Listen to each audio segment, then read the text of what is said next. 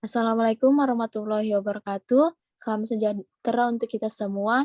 Kami dari kelompok 6 akan membahas materi tentang dana pensiun.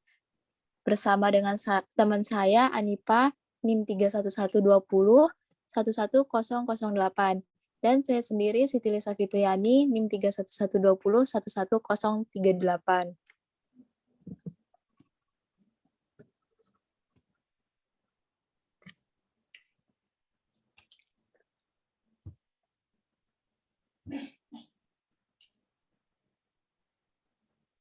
Oke, menurut Undang-Undang Nomor 11 Tahun 1992, dana pensiun ialah badan hukum yang mengelola dan menjalankan program yang menjanjikan manfaat pensiun. Dana pensiun merupakan dana yang sengaja dihimpun secara khusus dengan tujuan untuk memberikan manfaat kepada karyawan pada saat mencapai usia pensiun. Meninggal dunia atau cacat. Dana yang terhimpun ini dikelola dalam suatu lembaga yang disebut trust, sedangkan pengelolanya disebut trustee atau dapat juga dilakukan oleh perusahaan, asuransi, atau badan lain yang dibentuk secara khusus untuk mengelola dana tersebut.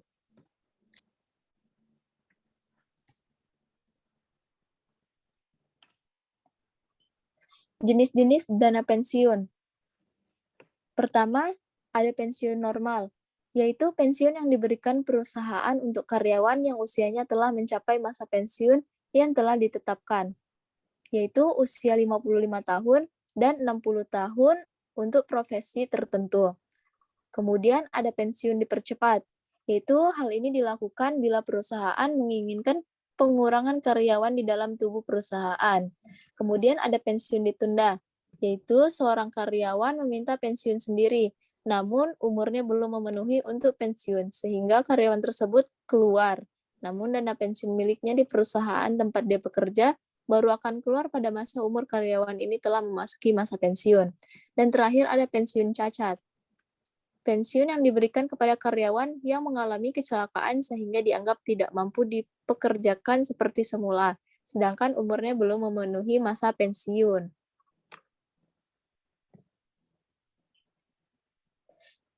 Tujuan dan manfaat dana pensiun. Bagi pemberi kerja atau perusahaan, yaitu kewajiban moral, kemudian memberikan penghargaan pada karyawan, dapat mengurangi pajak penghasilan badan atau PPh pasal 25, dan menghindari masalah cash flow. Sedangkan bagi karyawan atau peserta sendiri, yaitu tersedia pendanaan yang sudah pasti untuk hari tua. Kemudian, iuran yang dibukakan langsung atas nama pekerja.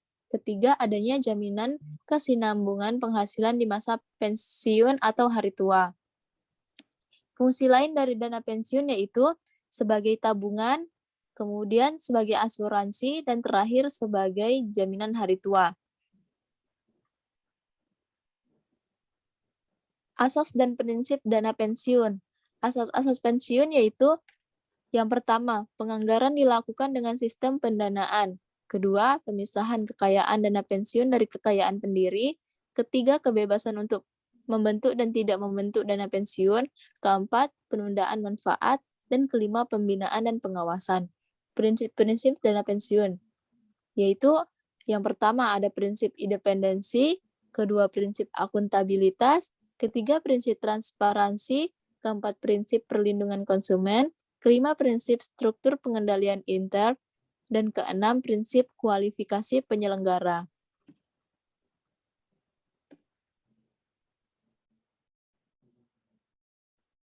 Program dana pensiun. Program pensiun manfaat FES, Defined Benefit Plan. Pada VVIP, besar manfaat pensiun sangat tergantung pada besar iuran yang disetor dan hasil pengembangan dana. Jadi sifatnya mirip tabungan, namun memiliki kelebihan fasilitas penundaan pajak dari pemerintah. Besar iuran baik dari pemberi kerja maupun peserta ditetapkan dalam peraturan dana pensiun. Rumusnya itu ada MP sama dengan FIE dikali MK dikali PDP. Keterangannya, MP itu manfaat pensiun, FIE itu faktor penghargaan dalam persentase, MK itu masa kerja, PDV itu penghasilan dasar pensiun bulan terakhir, atau rata-rata beberapa bulan terakhir atau gaji pokok. Berikut daftar tabelnya masa kerja dan faktor penghargaannya. Masa kerja 24-32 tahun, yaitu 2,50%. 16-24 tahun, 2,00%.